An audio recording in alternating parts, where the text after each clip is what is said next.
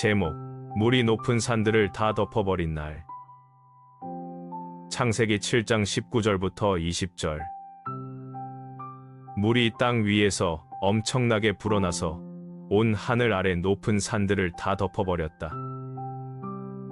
물이 그 위로 7.5m 불어나 산들을 덮어버렸다.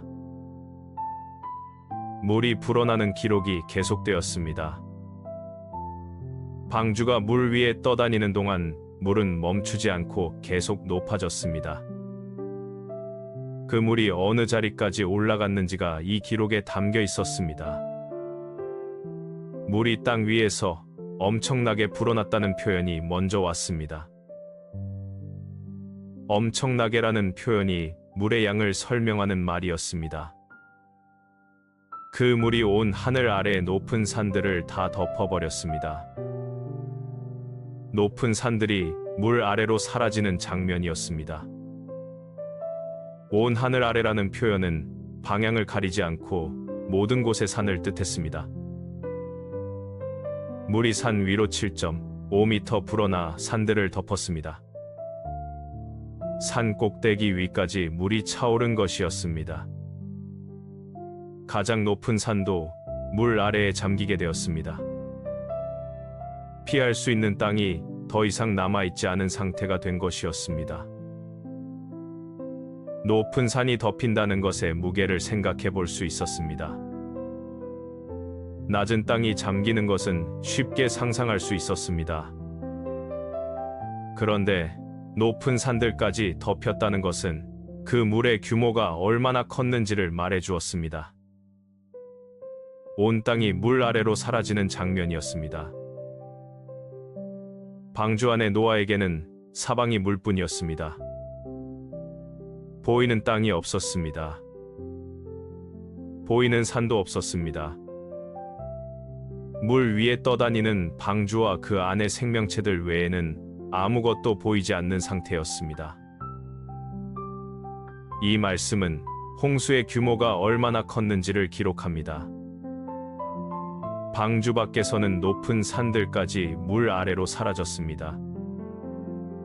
물이 엄청나게 불어났다는 표현이 그 규모를 담아내는 말이었습니다. 산 위로 7.5m라는 구체적인 수치가 물의 높이를 분명하게 기록했습니다. 땅 위에 만들어진 모든 것이 물 아래로 사라지는 과정이 이 기록 안에 있었습니다. 높은 산들이 물 위로 보이지 않게 되는 순간이 홍수의 절정이었습니다.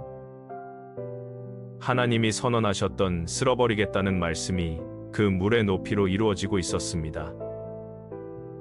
온 하늘 아래 높은 산들이 다 덮인 그 날이 홍수가 가장 높은 자리에 이른 날이었습니다. 산들이 물 아래로 사라지는 동안 방주는 그물 위에서 떠다니고 있었습니다. 높은 산들을 덮어버린 물이 방주를 더 높이 들어 올렸습니다.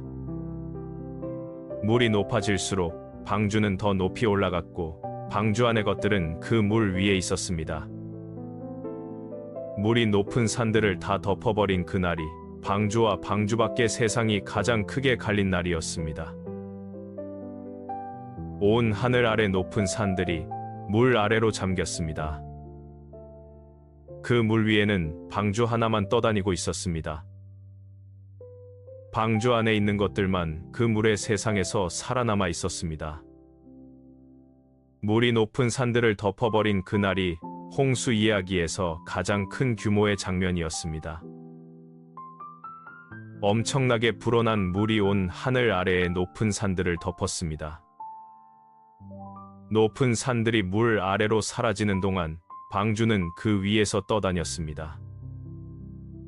물이 높아질수록 방주도 함께 높아졌고 산들은 그 아래로 가라앉았습니다. 물이 산들을 덮어버린 그 높이가 방주를 더 넓은 물 위에 올려놓았습니다. 산 위로 7.5m라는 기록은 물이 산 꼭대기를 완전히 덮었다는 뜻이었습니다. 가장 높은 봉우리도 그 물 아래로 사라진 것이었습니다. 피할 땅이 더 이상 없다는 것이 이 수치 하나로 분명해졌습니다. 온 하늘 아래 높은 산들을 덮어버린 물의 높이가 이 기록에서 홍수의 완성을 보여주었습니다.